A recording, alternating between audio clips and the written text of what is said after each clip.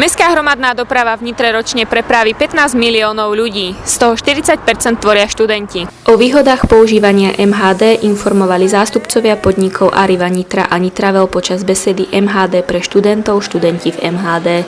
Tretí ročník besedy zorganizovala Katedra geografie a regionálneho rozvoja v spolupráci s Fakultou prírodných vied UKF v Nitre. Mestská doprava z nášho pohľadu je hlavne o pohodlnosti a bezstarostnosti, napríklad o svoje auto, o hľadanie parkovacieho miesta, poplatkov a údržby spojených s vlastníctvom tohto auta. Ďalej je to samozrejme cenová výhodnosť, máme pripravené študentské ceníky a ďalšie benefity.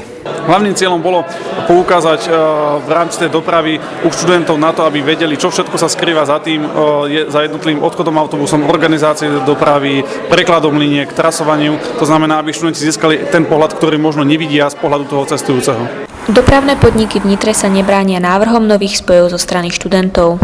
Treba si však uvedomiť dve veci, a to, že v regionálnej a mestskej doprave je doprava dotovaná, to znamená zavedenie spoja podlieha schváleniu objednávateľa, ktorým je mesto alebo nitriansky samosprávny kraj.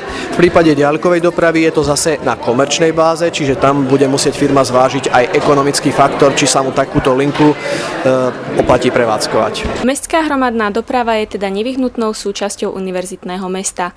Pre žurnál Zuzana Čapčíková a Anna Gurovičová.